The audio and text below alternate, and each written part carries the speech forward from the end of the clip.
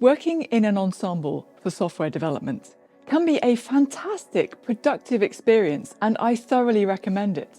You might have heard it called mob programming, but it's the same thing. However, it doesn't always go smoothly when you try and introduce this way of working to a team. So in this video, I'm going to explain how to avoid the most common mistakes and what to do to make it into a fun and rewarding experience for everyone. Hi, I'm Emily Bache. I'm a software developer and creator of Saman Coaching. Welcome to my channel. Here you can find content for technical coaches and developers. If you like what you see here, please do subscribe and hit like. For a technical coach, Ensemble is an essential tool in the toolbox. It's a big part of the Saman method. But unfortunately, I've seen several mistakes come up again and again. Teams try Ensemble and they might persevere for a few sessions, but somehow it doesn't work well enough that they want to continue. I don't think it needs to be that way. There's some simple things you can do to make it actually work well from the start. So let's go through some of the most common mistakes that I've seen people make. First mistake, calling it a mob. To most ordinary people, mob doesn't sound attractive. Definitely don't ask people to join a mob. The inventor, Zuill, talks about software teaming these days. Much more neutral and attractive sounding term. For myself, I like the term ensemble because it sounds like you're going to join a group of musicians who are creating something fantastic. And my experience tells me that that's not so far from the truth. Mob may have been a good word for attracting attention, especially at the beginning, and it can make people stop and take notice, much like the term extreme programming. A certain kind of early adopter is intrigued by that kind of term, wants to find out more. But most people think it sounds a bit kind of crazy, and they either kind of look skeptical or straight up just walk in the other direction. So say instead, I think we should try Ensemble, or have you heard about software teaming? Next mistake, working on production code the first time you try this. Ensemble is a skill. It will take brain power and effort to learn to do it well. So don't expect to be able to work on difficult code the first time you try it. Production code is usually big and complex and will probably take so much of your attention that you won't have any left for learning ensemble collaboration. Also, if you're mostly used to solo coding, then it's probably hard to find a piece of code that everyone in the team is equally comfortable working with. The person who knows the most will naturally tend to take over. You have to be pretty good at ensemble collaboration techniques to overcome that and turn the situation from solo into teamwork.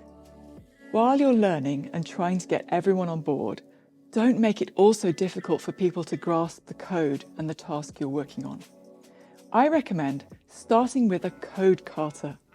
Check out my list of top code kata videos for some inspiration. These kinds of problems are generally small and fun to work on. Everyone is on a level playing field. No one has a vested interest. You have plenty of brain power left over for learning ensemble techniques. Next mistake, assuming pair programming roles.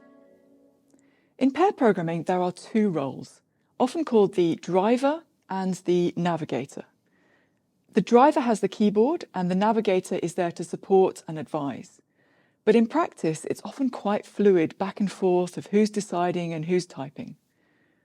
You can't really get away with being that informal in an ensemble, at least not when you're first learning it. It's a big mistake to call somebody the driver.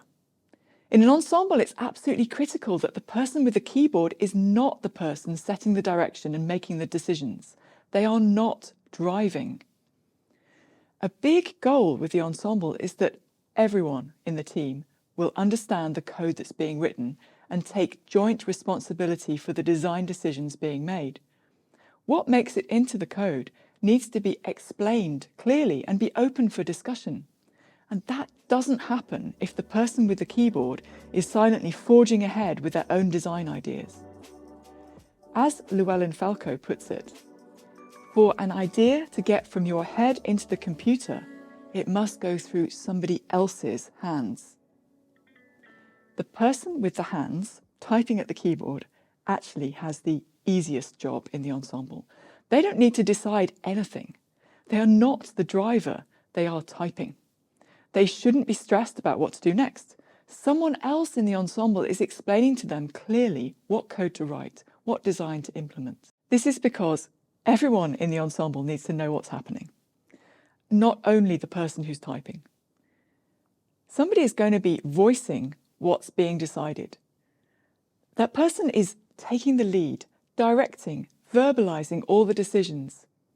I used to call this person the navigator, but actually these days I find it simpler just to say that they're doing the talking. Everyone takes a turn at that. While you're not doing the talking, you're in a supporting role and you talk much less.